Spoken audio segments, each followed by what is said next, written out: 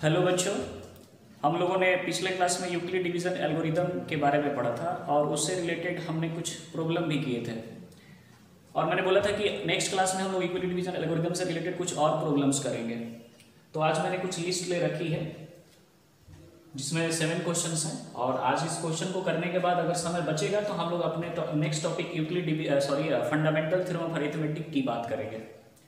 तो पहले क्वेश्चन देख लेते हैं, ठीक है, जिसमें हम लोग का पहला क्वेश्चन है। एक बार आप लोग क्वेश्चन देख लीजिए और लिख लीजिए आराम से, ठीक है। उसके बाद टॉपिक को हम लोग आगे बढ़ाएंगे, क्वेश्चन को एक एक करके डील करना क्या करेंगे, शुरू करेंगे, ठीक है।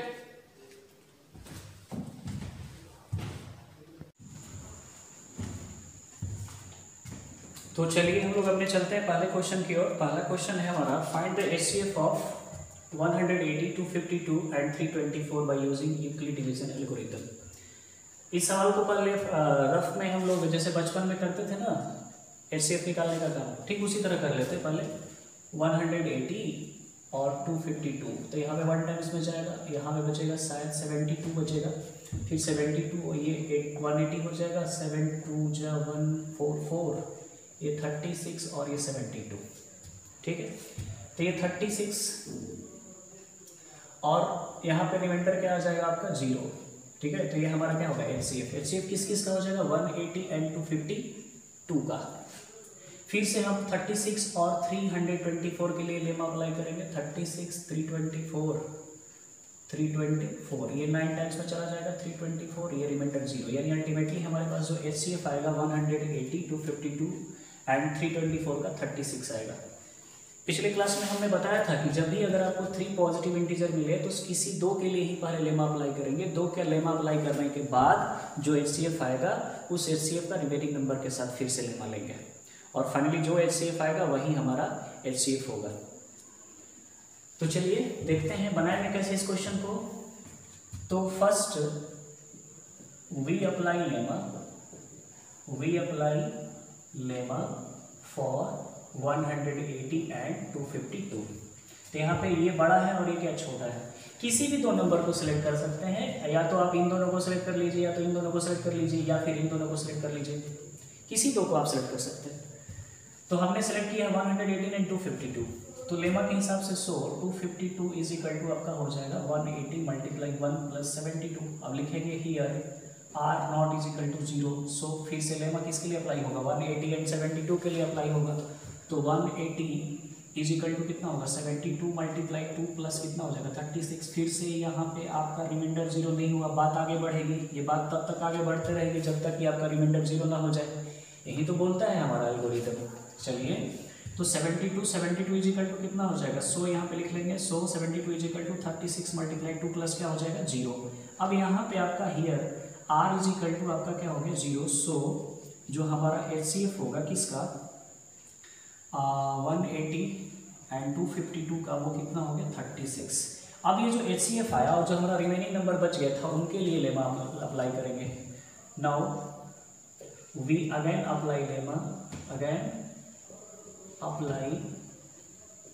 Lemma for 324 and 36। सो तो 324 इज इक्वल टू कितना होगा 36 मल्टीप्लाई 9 अब प्लस कितना हो जाएगा 0। तो यहाँ पे here R is equal to 0। So HCF of 324 and 32 कितना हो जाएगा आपका 36 हो जाएगा। कितना हो जाएगा 36।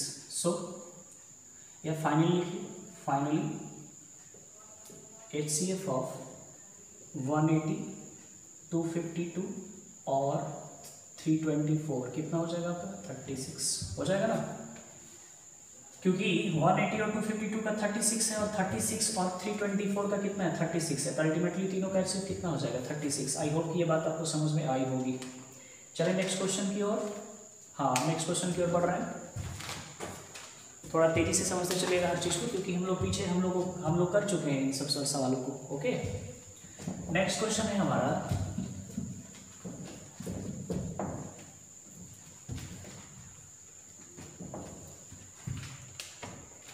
नेक्स्ट क्वेश्चन है हमारा कि D जो है वो HCF है। D जो है वो क्या है, HCF है किसका जी 45 एंड 27 का।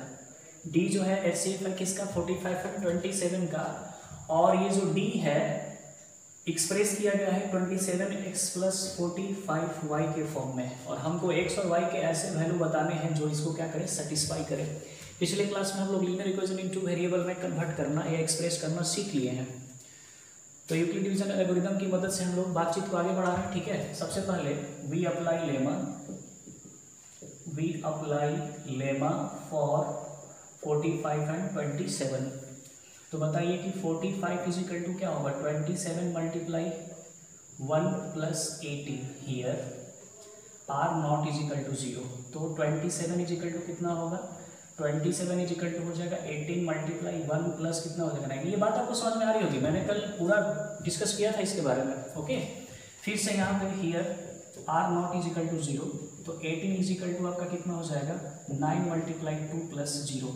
Okay, here R is equal to 0, so जो HCF होगा किसका जी, 45 एंड 27 का, वो कितना हो जाएगा 9 हो जाएगा। चलिए एक बात तो तय हो गई कि HCF इनका 9 है, और यही 9 यानी D की वैल्यू कितनी है आपकी 9, और इसी 9 को एक्सप्रेस करना है किस फॉर्म में, 27x + 45 के फॉर्म में, यानी D इज इक्वल टू आपका हो गया 9। Okay, D is equal to क्या हो गया 9। अब इस 9 को देखिए, मैंने बोला था कि जब भी ऐसे एक्सप्रेशन, जब भी इस तरह के एक्सप्रेशन में एक्सप्रेस करने के लिए दे, तो आप रिमाइंडर को देखिए। किसको देखेंगे आप, रिमाइंडर को। तो रिमाइंडर में देखिए सबसे पहले 9 कहाँ है, तो 9 नहीं है, इसको इक्वेशन 1 मान लीजिए, इसको इक्वेशन क्या मान लेंगे आप, 2 मान लेंगे। हमेशा रिमाइंडर में देखना है। ओके, तो यहाँ पे इक्वेशन 1 की मदद से आप हमको बताइए कि 9 इज इक्वल टू हम क्या लिख सकते हैं 27। ठीक है, 27 माइनस 18 मल्टीप्लाई 1, 18 मल्टीप्लाई 1, तो 1 मैं नहीं लिख रहा क्योंकि 1 से कुछ फर्क नहीं पड़ेगा, खासा फर्क नहीं पड़ेगा। अब यहाँ पे बताइए 9 इज इक्वल टू 27 माइनस 18, क्या 18 है इसमें, नहीं है, यानी 18 को भी क्या करना पड़ेगा आपको, कन्वर्ट करना पड़ेगा।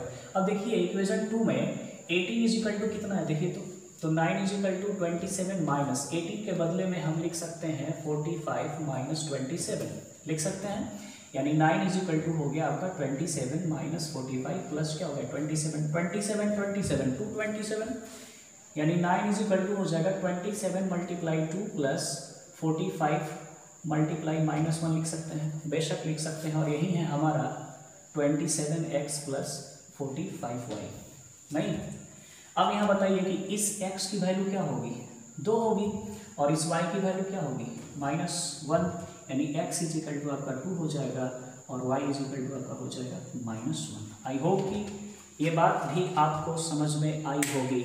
ओके, चलिए नेक्स्ट क्वेश्चन की ओर बढ़ रहे हैं। चीजों को बिल्कुल ही आराम से और ध्यान से समझते चलिएगा, ठीक है, हाँ बिल्कुल अटेंटिव होके चले। नेक्स्ट क्वेश्चन है हमारा, तीसरा क्वेश्चन है कि लार्जेस्ट नंबर बताइए, लार्जेस्ट नंबर बताइए जो कि 546, 437 और 400 को 400 से डिवाइड करने पे, सॉरी एक ऐसा नंबर बताना है जो कि अगर इनमें भागा लगाया जाए, यानी इनको डिवाइड करा जाए, तो एज ए रिमाइंडर हमको 90 मिले, यहाँ पे मिले आपको 12 और यहाँ पे मिले आपको 9। ओके, 3 नंबर दिए गए हैं, एक ऐसा लार्जेस्ट नंबर बताना है कि अगर उस नंबर से इस नंबर को डिवाइड, इन नंबरों को डिवाइड किया जाए तो एज ए रिमाइंडर कितना है 19, 12 और कितना है 9 है। ओके, तो सबसे पहले हम लोग अगर 546 में से 19 घटा दें तो कितना रिजल्ट आएगा 2, शायद 427, नहीं सॉरी 527 आएगा। ओके, और इसमें से घटाएंगे तो 7 2 5 312 425 और इसको करेंगे तो 391 नहीं आएगा।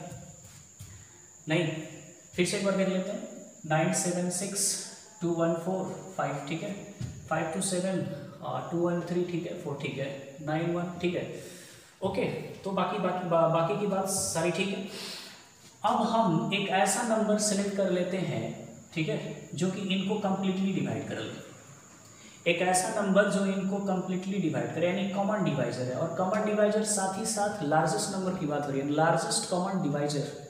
तो लार्जेस्ट कॉमन डिवाइजर यानी कहने का मतलब है लार्जेस्ट कॉमन फैक्टर। तो लार्जेस्ट कॉमन फैक्टर मतलब HCF निकालना है, इन तीनों का HCF निकाल लेंगे। मान ली इन तीनों का HCF आपके पास आ गया समथिंग, क्या आ गया, समथिंग।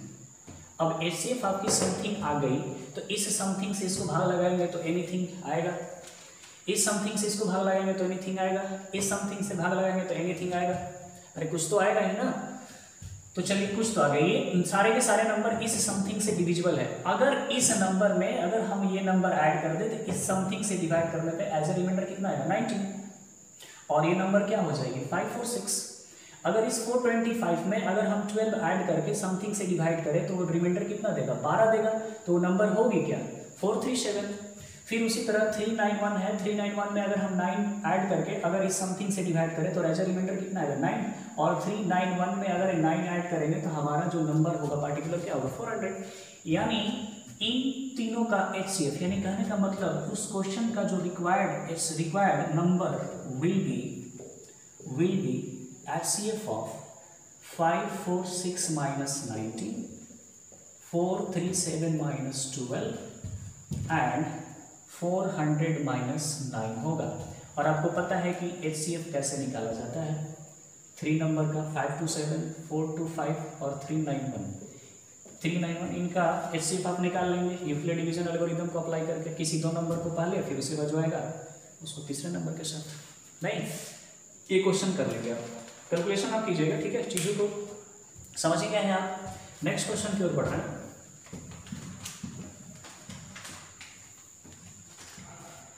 नेक्स्ट क्वेश्चन है हमारा क्वेश्चन नंबर जो 4 है, एक ड्रिल के लिए, ठीक है, एक ड्रिल के लिए 60 बॉयज और 72 गर्ल्स का सिलेक्शन हुआ। यार इतने बच्चों को ले जाना है, एक बार मैं क्वेश्चन पढ़ रहा हूँ। For a drill, 60 boys and 72 girls have to stand in columns consisting of same number of boys and same number of girls. Find the maximum number of such columns. 60 बच्चे हैं और 72 क्या है, 60 बॉयज हैं और 72 क्या है, गर्ल्स हैं। और इनको ड्रिल के लिए ले जाया जा रहा है और इनको स्टैंड किया गया है एक कॉलम में। तो जो नंबर ऑफ कॉलम्स हैं, नंबर ऑफ कॉलम्स जो है दोनों के लिए, यानी बॉयज का कॉलम्स और गर्ल्स का कॉलम दोनों के हैं बराबर है, यानी number of columns of boys is equal to number of columns of girls. Okay, writing पे ध्यान नहीं दीजिएगा, चीज़ों को समझने से मतलब है। Okay, number of columns of boys equal to number of columns of girls. एक बात बताइए, मान लीजिए कि कोई फील्ड है और फील्ड में पर्सन्स खड़े हैं, पर्सन कोई भी हो सकता है, गर्ल्स भी बॉयज भी, कोई फर्क नहीं पड़ता। ओके, ठीक है जी। चलिए यहाँ पे देख लीजिए जरा, हमने यहाँ पे ये ले लिया कॉलम, मान लीजिए column 1, column 2, column 3, column 4, number of columns हो गए। और ये नंबर ऑफ रोज हो गए, R1, R2, R3, R4, R5 and R6। ये नंबर ऑफ क्या हो गए, रोज हो गए।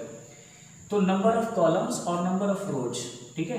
अगर मैं पूछूं कि टोटल नंबर ऑफ पर्सन कितने होंगे, तो नंबर ऑफ पर्सन आपका होगा number of rows into number of columns. Okay, number of rows is equal to number of columns.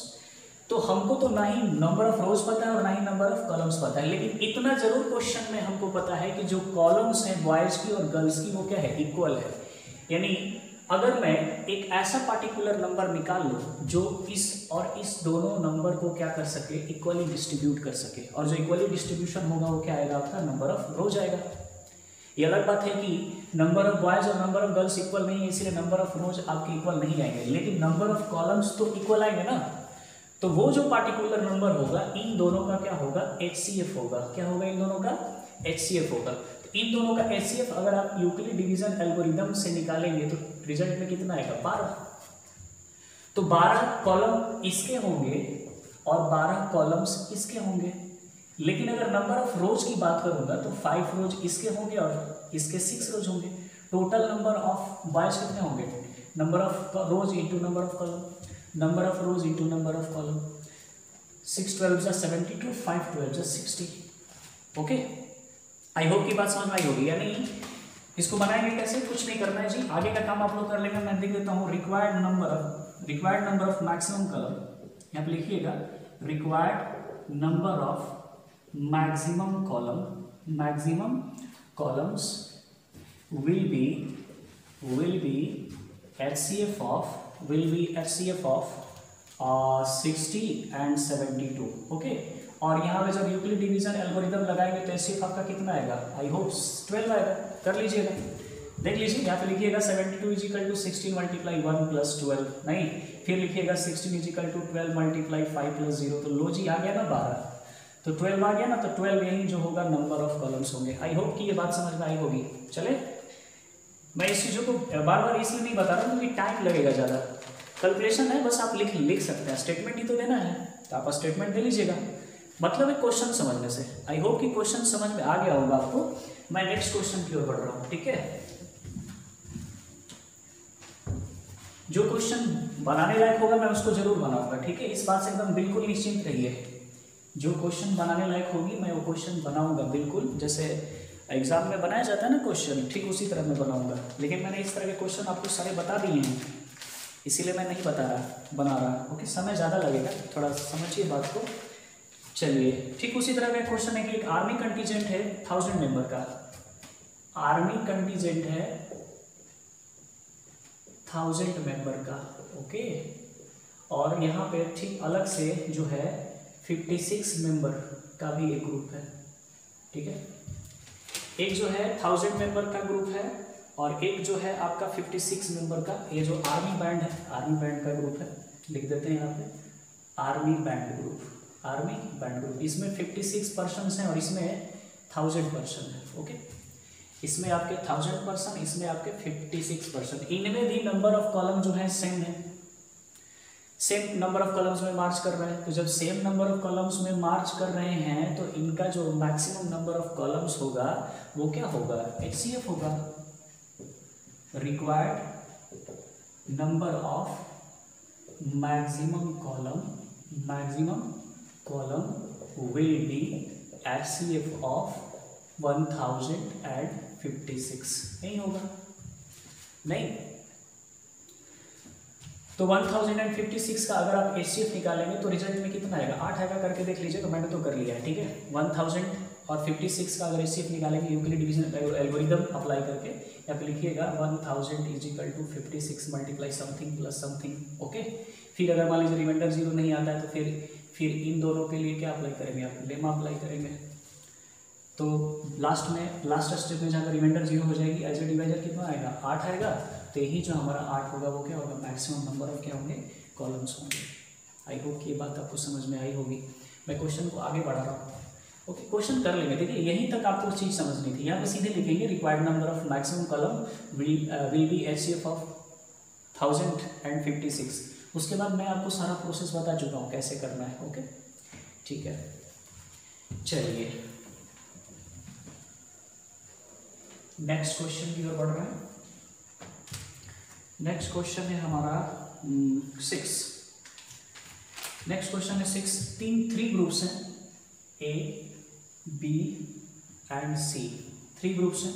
A group में 156 स्टूडेंट है, 156 स्टूडेंट हैं। बी ग्रुप में आपके 208 और सी ग्रुप में आपके 260 स्टूडेंट हैं। इन सबको, ठीक है, इन सबको किसी ट्रिप पे लिए, फील्ड ट्रिप पे लिए लेके जाया जा रहा है और उनको बस में उनके ट्रिप पे ले जाने के लिए बस को हायर करना पड़ रहा है। तो आपको ये बताना है कि नंबर ऑफ बसेस कितनी होंगी अगर हर एक बस में बैठने वाले बच्चों की संख्या जो है वो बराबर है।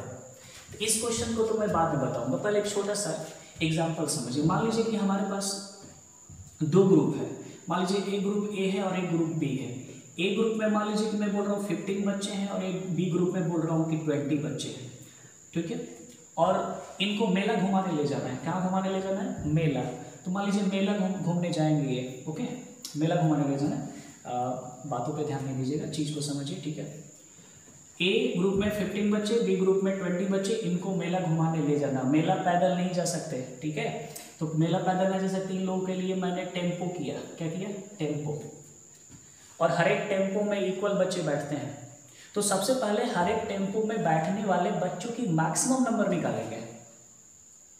तो मैक्सिमम नंबर निकालने के लिए और बच्चों को इक्वल बैठाना है, ये नहीं कि एक टेम्पो में 5 लोग और एक टेम्पो में 7 लोग, ऐसा नहीं बैठाना है। हर एक टेम्पो में बैठने वाले बच्चों की संख्या जो होगी इक्वल होगी। तो वो जो मैक्सिमम नंबर होगा वो इनका एचसीएफ होगा। एचसीएफ यानी बोले तो 5, यानी एक टेम्पो में कितने बच्चे बैठेंगे? 5। अगर 5 बच्चे बैठेंगे तो 3 टेम्पो में इसकी कहानी खत्म हो जाएगी और 4 टेम्पो में इन लोगों की कहानी खत्म हो जाएगी। नहीं, यानी कहने का मतलब ये हुआ कि इस 15 बच्चों के लिए 5 बच्चों का ग्रुप बनाएंगे तो 3 टेम्पो इसके लिए और 4 टेम्पो इसके लिए। टोटल नंबर ऑफ टेम्पो कितने होंगे? 7 टेम्पो हमको क्या करना पड़ेगा? हायर करना पड़ेगा। ठीक उसी के लिए इस क्वेश्चन को बनाने के लिए सबसे पहले हम लोग लिखेंगे, क्या करेंगे देखिए ध्यान से, द नंबर ऑफ मैक्सिमम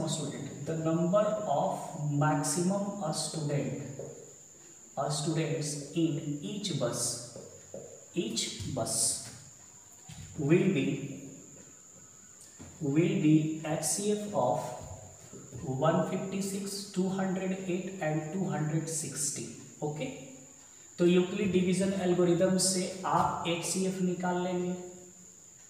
नहीं, HCF निकाल लेंगे तो मान लीजिए हमने बोला कि HCF आ गया A। क्या आ गया HCF? A। तो ये तो हो गया कि number of a student maximum that can be accommodate in each बस। ओके, तो इस A से डिवाइड करेंगे तो मान लीजिए यहाँ पे डिवाइड A किए तो यहाँ पे आया B, इसको डिवाइड किए तो आया C और इसको डिवाइड किए तो ये आ गया आपका D। तो जो नंबर ऑफ बसेस होंगे वो नंबर ऑफ बसेस कितने हो जाएंगे? B + C + D। I hope कि ये बात आपको समझ में आई होगी। सिर्फ लिखना है, आप क्वेश्चन घर पे बनाइए, ठीक है। अगर फिर से अगर आपको कोई डाउट आ रहा है तो आप कमेंट बॉक्स में बोल सकते हैं, मैं इस क्वेश्चन को नेक्स्ट टाइम पूरे एक्सप्लेनेशन के साथ बताऊंगा। लेकिन जहाँ तक उम्मीद करता हूँ कि आपको ये डाउट नहीं होगी, क्योंकि HCF निकालना तो आप सीख ही लिए यूक्लिड डिवीजन एल्गोरिथम से, और आपको पता चल ही गया कि HCF ही निकालना है। इसमें ज़्यादा कोई बड़ा रॉकेट साइंस नहीं है। बातचीत को आगे बढ़ा रहे हैं। चलिए नेक्स्ट क्वेश्चन है हम लोगों का, 2 टैंकर है, ठीक है, 2 टैंकर है, एक टैंकर A मान लीजिए, दूसरा टैंकर B मान लीजिए, मैंने एग्जांपल के लिए समझाया। और इस टैंकर में 850 लीटर पेट्रोल है और इस टैंकर में 680 लीटर क्या है? पेट्रोल है। एक ऐसी कैपेसिटी वाली कंटेनर हमको बताना है कि जो इन दोनों को क्या कर सके? मेजर कर सके, ठीक है, इन दोनों को क्या कर सके? मेजर कर सके। छोटा सा एग्जांपल लेते हैं, मान लीजिए मेरे मोहल्ले में, ठीक है, 3 पर्सन है A B C और एक मिल्कमैन है X। A को पर डे 10 लीटर दूध की ज़रूरत पड़ रही है, B को पर डे 15 लीटर दूध की ज़रूरत पड़ रही है और C को पर डे 20 लीटर दूध की ज़रूरत पड़ रही है।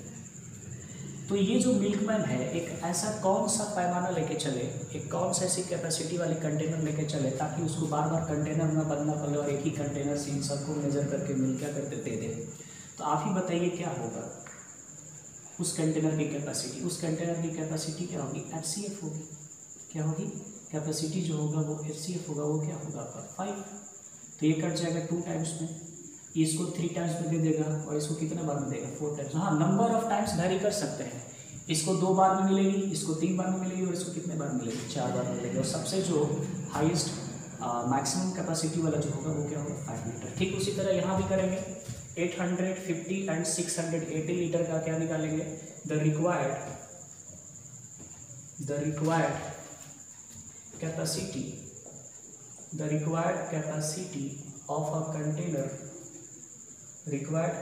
Of a container will be HCF of 850 and 680। नहीं तो निकाल लेंगे। इसके बाद तो बात आपको आगे पता ही क्या करना है। आपको पता है कि 850 is equal to 680 multiply 1 plus और कर लेंगे, क्या बचेगा? 170 और फिर यहाँ पे कर लेंगे 680, यहाँ पे लिखेंगे R naught is equal to 0, so we again apply lemma for is this करेंगे। तो 680 इज इक्वल टू क्या होगा? 117 इंटू 4 प्लस 0 यानी 170, रिमाइंडर 0, तो 170 क्या होगी? आपकी कैपेसिटी होगी उस कंटेनर की जिससे मेजर करेगा। तो ये होगा आपका, इसका आंसर कितना हो जाएगा? 170। आई होप कि ये पूरी बात आपको समझ में आई होगी। मैंने थोड़ा स्पीड बढ़ा दिया है, इस बात को लेके आप बुरा नहीं मानेंगे, क्योंकि मैंने जिन चीज़ों पर मेहनत करनी चाहिए थी या जिस पे समय देना चाहिए था मैंने उस पर समय दिया है और आप बेशक इसको कर सकते हैं। अब हम चल रहे हैं अपने नेक्स्ट टॉपिक की ओर, फंडामेंटल थ्योरम ऑफ अरिथमेटिक की ओर। आज थोड़ा सा डिस्कस करेंगे, फिर बातचीत को हम लोग कल शुरू करेंगे। ओके,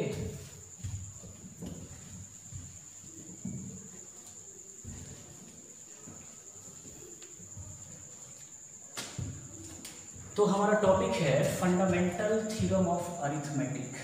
क्या है? Fundamental theorem of arithmetic. बिल्कुल ही आराम से समझते चलेगा, क्योंकि एग्जामिनेशन के पॉइंट ऑफ व्यू से ये जो टॉपिक है वो काफ़ी इंपॉर्टेंट है और इससे हर साल प्रॉब्लम तो पूछ ही लिए जाते हैं, इसीलिए इसको बहुत ही आराम से समझते चलिएगा।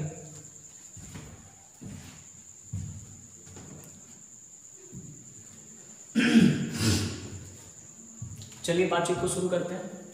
तो फंडामेंटल थ्योरम ऑफ अरिथमेटिक तो हम लोग बाद में पढ़ेंगे, सबसे पहले कुछ बेसिक बातें उसको समझ लेते हैं। जैसे कि हम लोगों ने बात किया था कि ये पूरा का पूरा रियल नंबर पॉजिटिव इंटीजर पे ही बेस्ड है, क्योंकि इस रियल नंबर टॉपिक में हम लोग सिर्फ और सिर्फ किसके बारे में पढ़ते हैं? पॉजिटिव इंटीजर के बारे में पढ़ते हैं। ओके, तो अगर ये पॉजिटिव इंटीजर है तो पॉजिटिव इंटीजर की अगर मैं क्लासिफिकेशन करूं तो पॉजिटिव इंटीजर अपने आप में तीन तरह से, ऐसे तो डिवाइड करने के बहुत सारे तरीके हैं, ठीक है, लेकिन हम लोग कुछ दूसरा ही व्यू लेके चल रहे हैं। पॉजिटिव इंटीजर सबसे पहले मैं इसको तीन कैटेगरी में बांट रहा हूँ। वन, एक बांट रहा हूँ आपको प्राइम, और एक मैं आपको बांट रहा हूँ कंपोजिट, ठीक है। One, prime and composite. Positive integer का और भी बहुत सारे क्लासिफिकेशन हो सकते हैं, इवन और ऑड भी क्लासिफिकेशन हो सकता है। क्लासिफिकेशन पे ध्यान नहीं देना है, क्योंकि हमको ये टॉपिक पढ़ना है फंडामेंटल थ्योरम ऑफ अरिथमेटिक, और उसके बेसिस पे ही मैंने ये क्लासिफिकेशन किया है। और ये जो क्लासिफिकेशन का बेसिस है वो बेसिस है on the basis of factor, on the basis of factor. Okay, basis के फैक्टर के बेसिस पे हम लोगों ने इसका क्लासिफिकेशन किया है। तो पॉजिटिव इंटीजर आपको पता है कि पॉजिटिव इंटीजर किसको कहते हैं? Set of natural number, set of natural number, set of natural number, या फिर all natural number, set of natural number लिख देते हैं। सेट ऑफ नेचुरल नंबर, ये निकालने का मतलब कि अगर पॉजिटिव इंटीजर की बात करें तो ये जो सेट होगा, सेट बना लेते हैं 1 2 3 4, ऐसे कुछ, पता नहीं कहाँ तक जाएगा। पॉजिटिव इंटीजर में हमने लिखा है 1, लिखा है प्राइम, और फिर लिखा है हमने कंपोजिट। बात हो रही है किस बेसिस पे जी? फैक्टर के बेसिस पे। तो प्राइम नंबर, जो कि पिछले क्लास में मैंने बताया था, प्राइम नंबर उस नंबर को कहते हैं a number which has at least two, at least नहीं, ओनली, ठीक है, which has only two distinct factor, two distinct factor. Factor को भी हम लोग समझ लेंगे, फैक्टर किसको कहते हैं, ठीक है। Number which has only two distinct factor, कौन कौन भाई? एक 1 और दूसरा 2। नहीं, नंबर 1 में हमने लिखा 1 और नंबर 2 में क्या लिखा हमने? इटसेल्फ। ओके, तो एक ऐसा नंबर जो सिर्फ और सिर्फ 1 से डिविजिबल हो और इटसेल्फ से डिविजिबल हो, वैसे नंबर को हम लोग कहते हैं prime number. Just for example, अगर मैं एग्जांपल की बात करूँ तो 2 3 5 7 11 13 17 ऐसे बढ़ते चला जाएगा, आप लिस्ट बना लो। ओके, उससे कोई फर्क नहीं पड़ता, जो काम की चीज़ें वहीं पढ़ेंगे। तो ये हो गए प्राइम नंबर। कैसे भाई? दो को लेंगे तो 2 के पास सिर्फ और सिर्फ एक फैक्टर तो 1 है, और दूसरा फैक्टर क्या है? 2 है, यानी 1 एंड इटसेल्फ। 3 की बात करें तो ये 1 से डिविजिबल है और किससे डिविजिबल है? 3 से। 5 की बात करें तो ये 1 से डिविजिबल है और किससे डिविजिबल है? 5 से।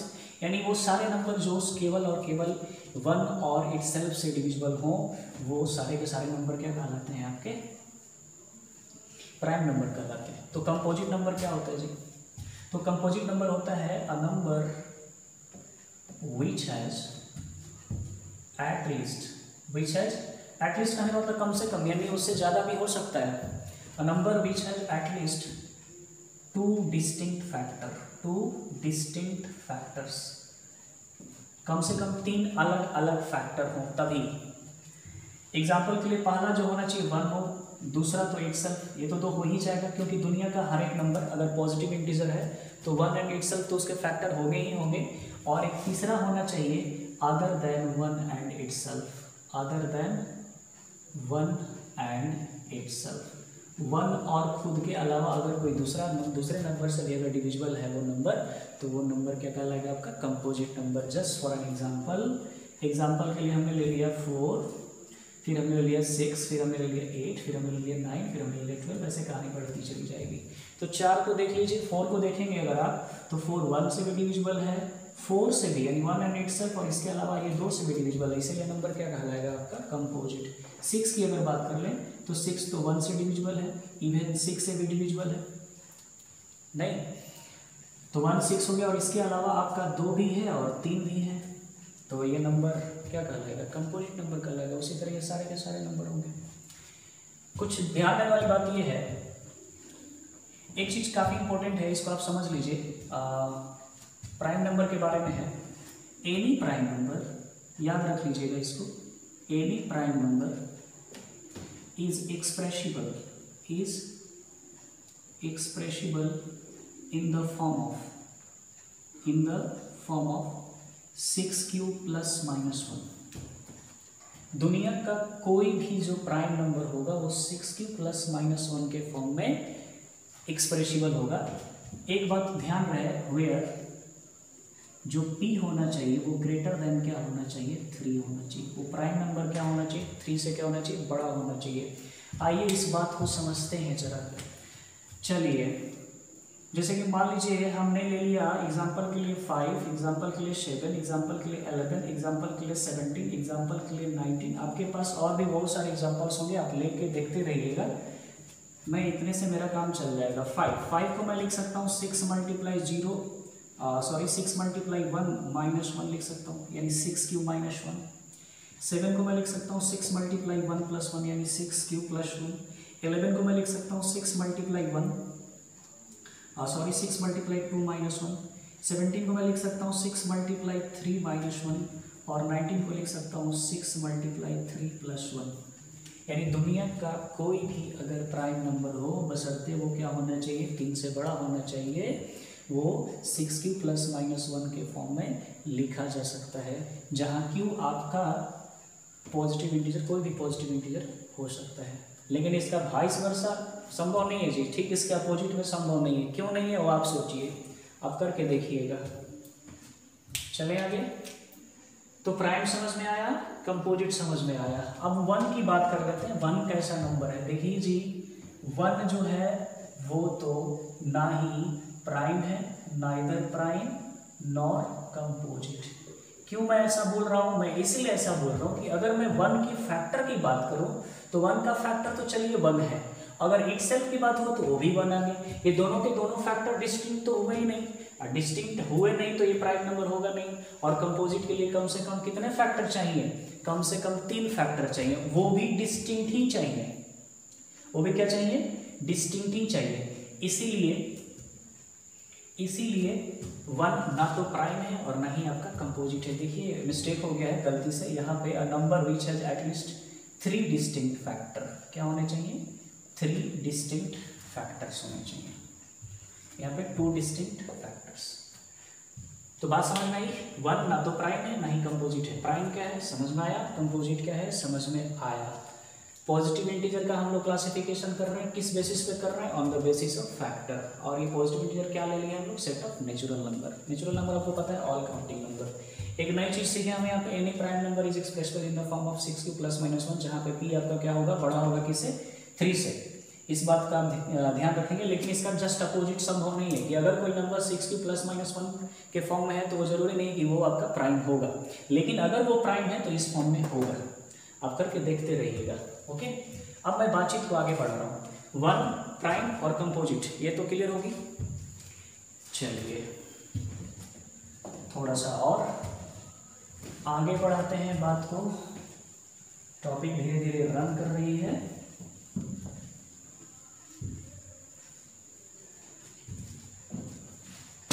तो देखिए अगर मैं बात करूं प्राइम की, तो प्राइम, और मैं बात करूं किसकी, कंपोजिट की, प्राइम की और कंपोजिट की। और प्राइम आपका इवन भी हो सकता है और ऑड भी हो सकता है, कंपोजिट आपका इवन भी हो सकता है और ऑड भी हो सकता है। ओके, अगर मैं इवन प्राइम की बात करूं तो इवन प्राइम में आपका केवल और केवल क्या होगा, 2, एक्सेप्ट 2 ऑल आर ऑड। 2 को छोड़ करके सारे के सारे प्राइम क्या है, ऑड है, यानी दो ही एक ऐसा प्राइम है जो इवन होते हुए भी क्या है आपका प्राइम है। बाकी दुनिया का कोई भी ऐसा इवन नंबर नहीं है जो कि प्राइम होगा। और अगर मैं कंपोजिट की बात करूं, इवन कंपोजिट की, तो कंपोजिट इवन और ऑड दोनों हो सकता है, ठीक है। और मैं इवन की बात करूं तो सबसे छोटा जो कंपोजिट इवन होगा, सबसे छोटा कंपोजिट नंबर 4, ओके। और ये साथ ही साथ क्या है, इवन है। एक बात तो ध्यान रखने वाली चीज है कि इवन और ये भी इवन, यानी स्मॉलेस्ट प्राइम भी इवन है और स्मॉलेस्ट कंपोजिट भी क्या है, इवन है। तो जैसे इसमें आ जाएगा 4, 6, 8 ऐसे कुछ, और में आ जाएगा आपका 9, 15 ऐसे बढ़ते चला जाएगा। तो इवन और ऑड तो मैं बता चुका हूँ कि इवन किसको कहते हैं, ऑड किसको कहते हैं। इवन ऑड क्या होता है, नहीं पहले हम लोग कर चुके हैं। तो ध्यान रखने वाली बात यही है कि इवन प्राइम है तो दो ही एक ऐसा प्राइम है जो इवन होते हुए भी क्या है, वो प्राइम है। और जो सबसे छोटा कंपोजिट है वो भी क्या है, इवन। और सबसे छोटा कंपोजिट इवन कंपोजिट कौन है, 4 है, ओके। एक और कि smallest even, okay, smallest even क्या है, प्राइम है। और स्मॉलेस्ट कंपोजिट भी आपका क्या है, इवन है। शायद गलती में बोल गया, फिर से एक बात बोल दे रहा हूं कि जो स्मॉलेस्ट प्राइम है वो भी इवन है और जो स्मॉलेस्ट कंपोजिट है वो भी क्या है, इवन है। और स्मॉलेस्ट कंपोजिट आपका 4 और स्मॉलेस्ट प्राइम आपका 2।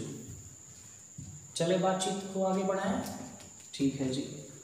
अब हम लोग समझ लेते हैं फंडामेंटल थ्योरम ऑफ अरिथमेटिक को। उससे पहले मैं कंपोजिट नंबर लिख रहा हूँ कुछ कंपोजिट नंबर, जैसे कि मान लीजिए हमने लिखा 12, 12 कंपोजिट नंबर 16, फिर मैंने लिखा 15, फिर मैंने लिखा 21, फिर मैंने लिखा 32, लिख लिया। अगर 32 ना लिखा मैं लिख दे रहा हूँ 42, ओके। इस कंपोजिट नंबर को हम लोग प्रोडक्ट के फॉर्म में लिख सकते हैं। किसके प्रोडक्ट के फॉर्म में लिख सकते हैं, प्राइम नंबर के प्रोडक्ट के फॉर्म में लिख सकते हैं। जैसे 12 इजिकल टू लिख सकते हैं 2 मल्टीप्लाई 3, 16 को लिख सकते हैं 2 मल्टीप्लाई 2, 15 को लिख सकते हैं 3 मल्टीप्लाई 5, इसको लिख सकते हैं 3 मल्टीप्लाई 7, और 42 को लिख सकते हैं 2 मल्टीप्लाई 3 मल्टीप्लाई 7। यानी अगर ये कंपोजिट नंबर है, ठीक है, एक बात ध्यान रखिएगा, दुनिया का कोई भी कंपोजिट नंबर हो उसको हम लोग प्राइम नंबर के प्रोडक्ट के फॉर्म में लिख सकते हैं। जैसे 12 2 2 3, 16 2 2 2 2, 15 3 मल्टीप्लाई 5, 21 3 मल्टीप्लाई 7, 42 2 मल्टीप्लाई 3 मल्टीप्लाई 7। कैसे कर रहे हैं, बचपन में अपने वो फैक्टराइजेशन मेथड पढ़ा होगा। जैसे कि मान लीजिए कि हमको किसी ने बोल दिया 96 का फैक्टराइजेशन कीजिए, तो 96 का फैक्टराइजेशन कैसे, 248 224 212 2 6 2 3, नहीं, यानी 96 इजिकल टू क्या लिखेंगे, 2 multiply 2 multiply 2 multiply 2 multiply 2 multiply 3, यही होगा। तो ये क्या है आपका कंपोजिट नंबर है, और ये सारे के सारे क्या है आपके प्राइम नंबर है। यानी हर एक कंपोजिट नंबर प्राइम नंबर के प्रोडक्ट के फॉर्म में लिखा जा सकता है। क्या बोला मैंने, दुनिया का कोई भी कंपोजिट नंबर हो उसको प्राइम नंबर के प्रोडक्ट के फॉर्म में लिखा जा सकता है। और ये जो फैक्टराइजेशन होगा वो अपने आप में क्या होगा, यूनिक होगा। ये अलग बात है कि जो उसमें नंबर ऑकर हो रहे हैं उनका ऑर्डर चेंज हो सकता है। जस्ट फॉर एग्जांपल, जैसे कि मान लीजिए मैंने 12 लिखा तो 2 मल्टीप्लाई 2 मल्टीप्लाई 3 भी हो सकता है, 3 मल्टीप्लाई 2 मल्टीप्लाई 2 भी हो सकता है, या 2 मल्टीप्लाई 3 मल्टीप्लाई 2 भी हो सकता है। मैं फिर से एक बार बोलना चाहूँगा कि दुनिया का कोई भी कंपोजिट नंबर हो, मैं बात कर रहा हूँ पॉजिटिव कंपोजिट की, दुनिया का कोई भी कंपोजिट नंबर हो उसको हम लोग प्राइम नंबर के प्रोडक्ट के फॉर्म में लिख सकते हैं, प्राइम नंबर के प्रोडक्ट के फॉर्म में लिख सकते हैं। और ये जो फैक्टराइजेशन होगा ये फैक्टराइजेशन यूनिक होगा।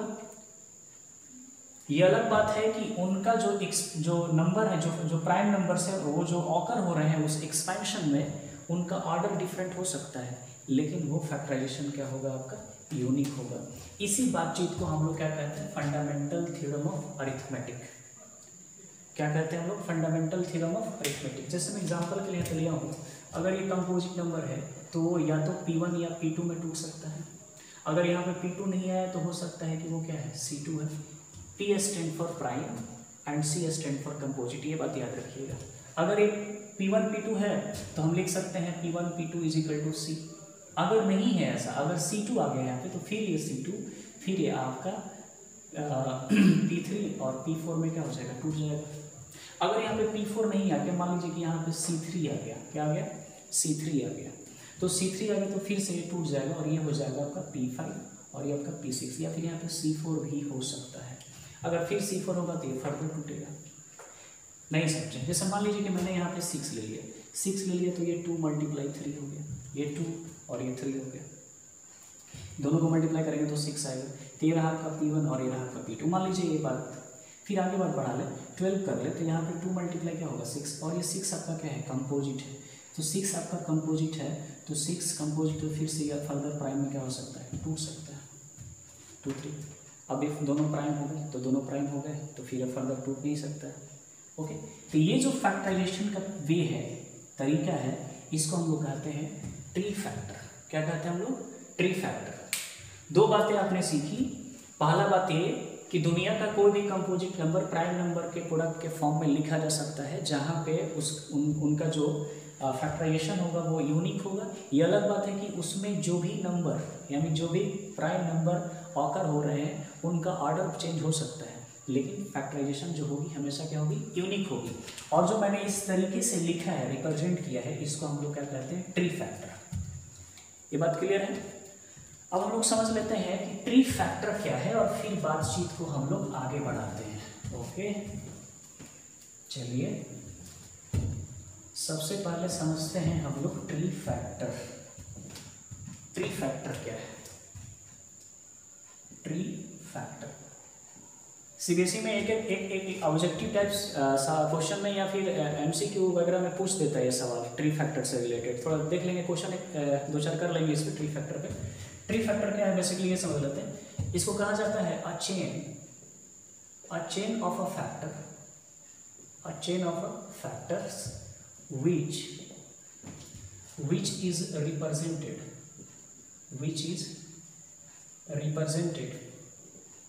in the form of tree, मैंने लिखा है chain of factors which is represented in the form of tree is called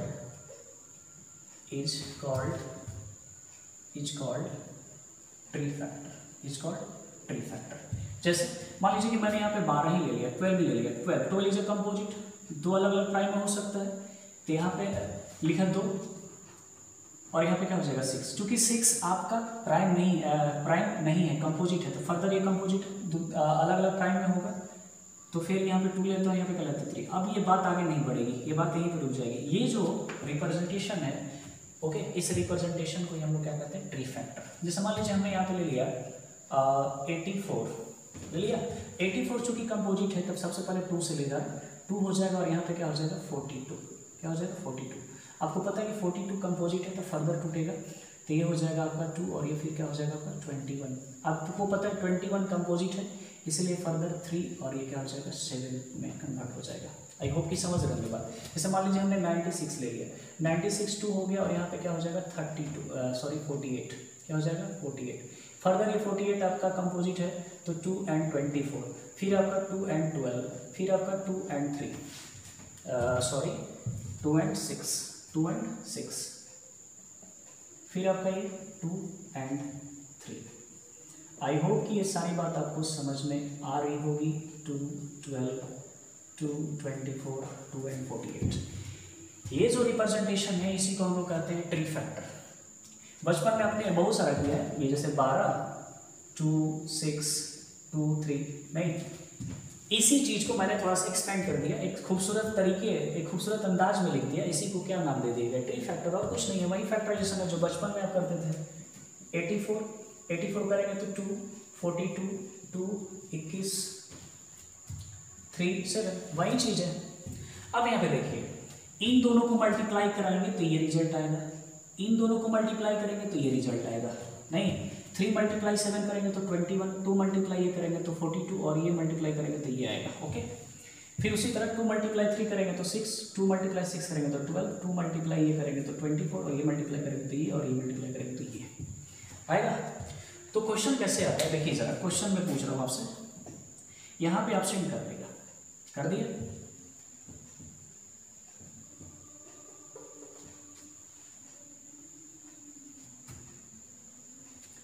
ऐसे ऑप्शन कर दिया।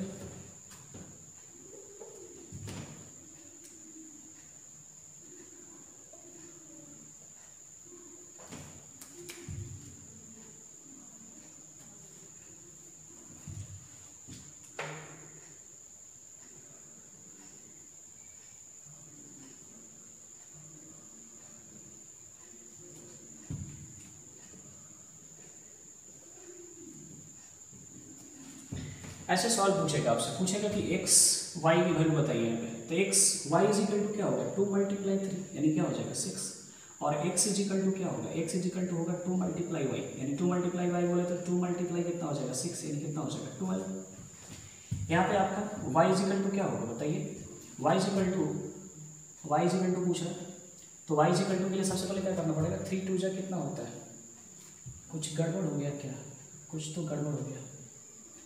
3 मल्टीप्लाई यहाँ पे क्या है आपका 7 है, क्या है 3 × 7। ओके, तो हमको पता करना है y, ठीक है, तो y पता करेंगे कैसे, देखिए यहाँ पे क्या है 84, यहाँ पे क्या निकलेगा 2, तो यहाँ पे आपका x इज इक्वल टू जो होगा वो होगा 84/2 यानी ये हो गया आपका 42। तो पहले हमने x निकाल लिया, तो यहाँ पे आप हमारा क्या हो गया 42।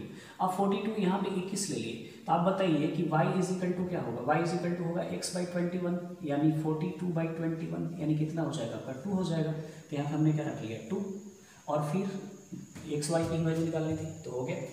यहाँ पे देखिए यहाँ पे 6 है, तो 6 इज इक्वल टू क्या है 3 × t है, तो t इज इक्वल टू कितना हो जाएगा 6/3 यानी कितना हो जाएगा 2, तो यहाँ पे 2 आ गया। अब यहाँ पे देखिए 24 में किस चीज़ से मल्टीप्लाई करेंगे 48 आ जाए, तो यहाँ पे 2 रखना पड़ेगा। ओके, और 2 × 48 करेंगे तो क्या है 96। तो कुछ इस तरह से आपको आपसे एक सवाल पूछा जाता है एक नंबर के क्वेश्चन में, ऑब्जेक्टिव टाइप्स या 1 मार्क्स क्वेश्चन में, तो में भी हो सकता है कि ये क्वेश्चन आपसे पूछा जा सके। तो ये हो गया आपका ट्री फैक्टर। अब हम लोग डेफिनेशन ले लेते हैं फंडामेंटल थ्योरम ऑफ अरिथमेटिक का। ओके, तो देखिए फंडामेंटल थ्योरम ऑफ अरिथमेटिक क्या है।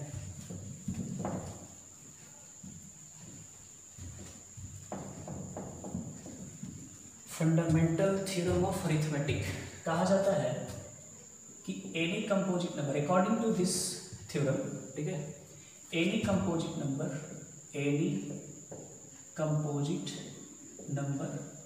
can be expressed in the form of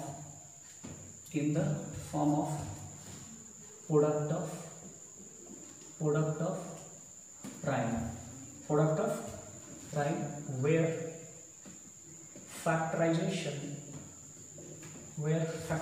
will be unique apart from the order in which prime number occurs। कहने का मतलब है कि दुनिया में कोई भी कंपोजिट नंबर उसको एक्सप्रेस किया जा सकता है प्रोडक्ट के किस फॉर्म में, किसके प्रोडक्ट के फॉर्म में, प्राइम नंबर के प्रोडक्ट के फॉर्म में, जहाँ पे जो फैक्टराइजेशन होगी वो क्या होगी अपने आप में यूनिक होगी apart from the order in which prime number occur. यानी कहने का मतलब है कि अगर ये दुनिया का कोई कंपोजिट नंबर है सी को हम लिख सकते हैं P1 P2 P3 P4 dot क्या लिख सकते हैं Pn लिख सकते हैं। सी ये आपका कंपोजिट है और P1 P2 P3 आपके क्या है सारे के सारे प्राइम है। यहाँ पे लिख देते हैं कि P1 P2 P3 P4 dot Pn ये सारे के सारे क्या हैं ऑल आर प्राइम। हो सकता है कि P1 P2 P3 ये सारे के सारे डिफरेंट हो या फिर हो सकता है कि ये सारे के सारे क्या हो आपके सेम भी हो सकते हैं और क्या हो सकता है डिफरेंट भी। जैसे एग्जांपल के लिए मान लीजिए मैंने 4 ले लिया तो 2 × 2 ये दोनों के दोनों क्या है सेम है, और मैंने 6 ले लिया तो 2 × क्या हो गया 3 हो गया, तो ये दोनों डिफरेंट होगा। तो ये P1 P2 यानी जो भी प्राइम नंबर उस एक्सपेंशन में आएंगे हो सकता है कि वो सारे के सारे सेम हो या फिर हो सकता है कि वो डिफरेंट हो या कुछ सेम हो कुछ डिफरेंट हो, ये भी हो सकता है। इसी चीज को हम लोग क्या कहते हैं fundamental theorem of arithmetic. I hope कि ये बातें आपको समझ में आई होगी। इसके तहत जो हम लोग को टॉपिक पढ़ने हैं फंडामेंटल थ्योरम ऑफ अरिथमेटिक से, सबसे पहला हमको पढ़ना है to check the given number is composite और नॉट। पहला क्वेश्चन ये आ सकता है कि चेक कीजिए कि जो गिवन नंबर है वो कंपोजिट है कि नहीं है। दूसरी चीज ये आ सकती है, पूछ सकता है कि समथिंग का power n can and with zero और नॉट। ये पहला टाइप हो सकता है, ये दूसरा टाइप हो सकता है, और तीसरा जो होगा वो आ सकता है how to get HCF and LCM of positive integers. ये तीसरा हो गया। चौथा पढ़ेंगे हम लोग nature of decimal expansion of